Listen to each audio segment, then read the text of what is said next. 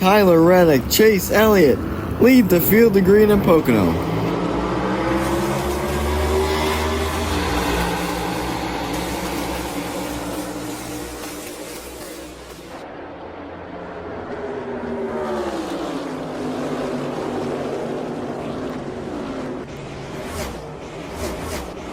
Here comes Bell right to the inside of Tyler Reddick. He's going to side draft on the exit. He's going to go all the way down to the bottom of the racetrack, and he's going to lead that lap. Come on to lap 3 now. They're still side by side as we're going to enter turn number 1 now. Side by side into turn 1. Bell with the advantage. Can he slide up and clear the 45? Oh, he's going to try to. The 45 gets sideways, and now it's a car length gap for Christopher Bell, who takes the lead from Reddick. A repeat of just a couple laps ago. This scrap for 4th on back has been continuing throughout the entirety of the first stage, and it is not over yet. These guys are going to get more aggressive as we come to the closing lap of the stage. This white flag in the last lap of stage number 1. Christopher Bell still has a great lead over the rest of the top 10. As you see, Chase Elliott has kind of closed the gap on Tyler Reddick. Yeah, Christopher Bell able to give a huge gap now as they go into turn 2 once again over Tyler Reddick. He's got about 6 car lengths in between his Toyota Alliance teammate. Down the north straightaway and headed for turn 3 for the final time in stage 1. Christopher Bell breaking back to turn number 3. A dominant stage win for the 20 car. He comes up off turn 3. Green and white checkered flag in the air, and Christopher Bell takes stage 1 of the Pocono Raceway. As the green flag is back out in the air, Chase Elliott gets a massive push from Alex Bowman as we head down to turn number 1. Big shove by the 9. He's able to clear 2 car lengths out of the 17. And he goes up the racetrack, and here comes the 48 to the inside. 3 wide for the lead down Long Pond. Here they come down the Long Pond straightaway. Who's going to be able to capitalize on the 3 wide battle? You can see the 3 leaders going at it. Headed to turn number 2, but there's still 3 wide through the double turn. Yeah, still 3 wide here, neck and neck for the lead. Elliott has an edge with the preferred line as we head into turn 3. As you see, Busher backs out of it, but they're side by side still for the lead. Hendrick drivers 1-2. As they head off turn 3, Bowman goes way down to the inside of the 9 of Chase Elliott. Chris Busher staying within 2 car lengths of these two, still side by side from the lead. Oh, he got a spin! Sliding into the wall hard on the inside. Oh my goodness. Bell, who won stage number 1, pit from the lead, and now is into the inside wall hard, and he takes the 77 of Karsten Hocevar with him. Sorry, I was just trying to clear behind him. They're just waiting to hit the inside wall, and bam, what a hit for Bell. And you see the airtime that Hocevar gets, just a huge hit out of these two. Christopher Bell, your stage 1 winner, is out of the race. Taking a look at it from a different angle here, you see they're already sideways at the end of the frame. And man, look at how close those two are to the end of the pit wall, almost into the pit barrel. So not only is this catastrophic damage to the race cars, but it is catastrophic damage to Bell's playoff hopes. He enters this race on the cut line, and now with this crash, he is in major jeopardy of making the playoffs. We are back to racing in Pocono. As we head down into turn number 1, you see Bubba Wallace jump out of line first. It's going down to the inside, but Chase Elliott is clear for the lead as we head into 1. Elliott on the outside, stays in line with the 17 of Busher. Side-by-side battle for second. Bowman swings down low as they head down Long Pond. 3 wide back behind him. Here comes Bubba Wallace looking to the inside of Daniel Suarez and Ryan Blaney. Can he make it stick? That's going to be tight off turn 2, but they keep it straight down the short chute.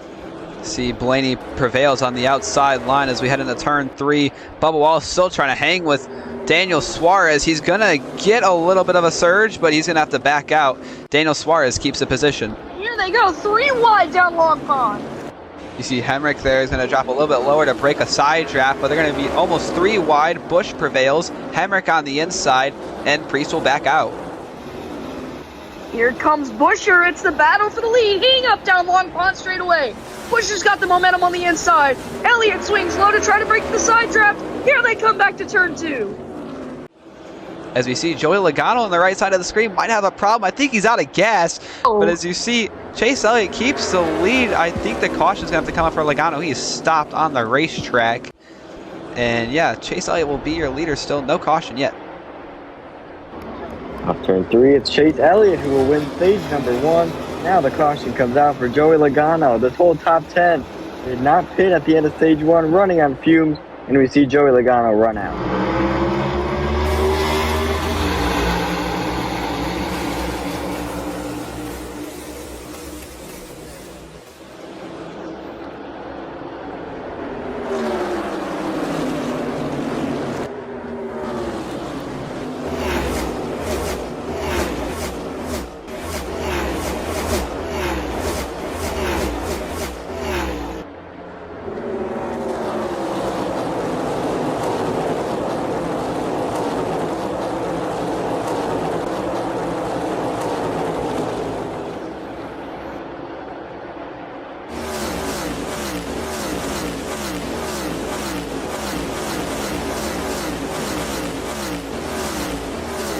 Brad Keselowski leads Eric Jones side by side off turn 3. Now Kyle Busch looking way down to the inside, all the way down on the apron as they go 3 wide for second. You saw the dust coming up from underneath Kyle Busch's car. 3 wide, headed back to turn 1. Busch gonna try to clear both. Truex says no. Truex fighting back on the outside line. See Eric Jones had to back out of there. He drops the 4th. Still side by side for second. A good battle here as Brad Keselowski's going to try and pull away now. Keselowski pulling away to 4 car lengths. Kyle Busch using the side draft to get even with the 19 of the inner 3. He's got the advantage. Will he be able to slide up and clear the 19? Yes, he does off turn 3. And now we got a car out of fuel. It's Michael McDowell down Long Pond. Whoa, leaders! Kyle Busch and Brad Keselowski get together, and those are your leaders, and they're both in trouble as the caution is out now. Look at a replay here of what happened to your leaders. It looks like Brad Keselowski runs out of fuel, and Kyle Busch just didn't see it coming and just slides right into him. And he will slide down to the bottom of the racetrack. Not much contact for the 2 cars, but definitely some race-affecting implications for these guys. It's almost like the 6 of Keselowski didn't know he was out of gas. Look at how fast the 8 comes up on him. And Keselowski's sitting right in the middle. Austin Cindric, we're back to green at Pocono. Oh, and the 42 does not get going. Here comes a 5 to the inside, 3 wide mid-pack. An absolute land rush into turn number 1. Truex has your lead. They're 3 wide behind them. You see Larson here coming to the back bumper. Dylan, he gets sideways. And big time. A huge crash here off of turn 2. A big pileup. Larson to the inside wall hard. Josh Berry with a ton of damage. And the big one ensues on overtime. Here's one of the dominant cars of the day, but here they come. Up off turn 1. Let's take a look here. It looks like Dylan might have gotten checked up in the 3 wide battle. Larson gets into him. Big sideways for the 3, and as he gets turned, my goodness, that is a huge hit into the outside wall. I see Larson slide down the bottom of the racetrack, and you see Josh Berry even get some airtime from hitting Austin Dillon there. You see John Hunter Nemechek do a little hop there at the end as well. But you see the other angle here, and yeah, you can see everyone. And so you see the 17 of Chris Buescher also sliding in the frame. You can see the 4 leaking fluid. Goodness. You see the 47 of Stenhouse sliding as well. Josh Berry had such a good day, build up, restarting at the front. So did many other drivers. John Hunter Nemechek. How about Austin Dillon as well? Almost upside down for Dillon. What a big hit, and a 5 of Larson. Riding on board the Chevrolet Pace Cam. Let's go down to Fathom. Austin Cindric just radioed into his team. He is completely out of gas, and he is bringing it into pit road. Cindric out of gas, moves the inside line up, but it's back into the gas. They go overtime here in Pocono as they rocket down the front straightaway. Chastain pulls out a line in contact for second. Goodness, that got close for second. Chastain to the inside of Truex. Up off turn 1. Truex gets into the speed drive. They're side by side down Long Pond. As we head into turn number 2, the tunnel turn, Chastain has an edge. Is he going to clear Truex? He does. Truex is going to battle back on the bottom. A crossover move as we head into turn 3.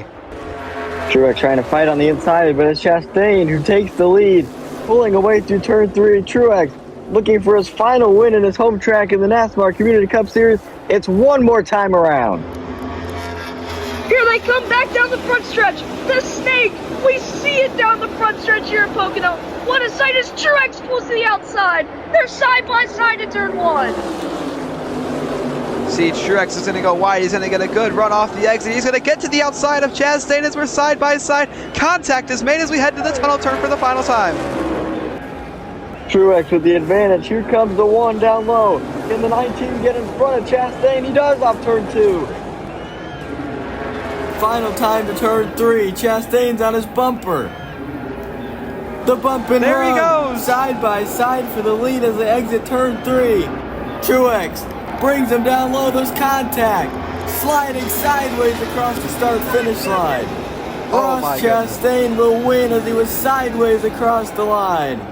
Truex was trying to win his final home track race, but it wasn't enough for the one of Chastain. What a finish! Here on the front stretch of the Pocono Raceway, and Chastain gonna pull it to the wall. He does a burnout straight away, and he spins across the line. Truex giving it everything he's got, but it wasn't enough.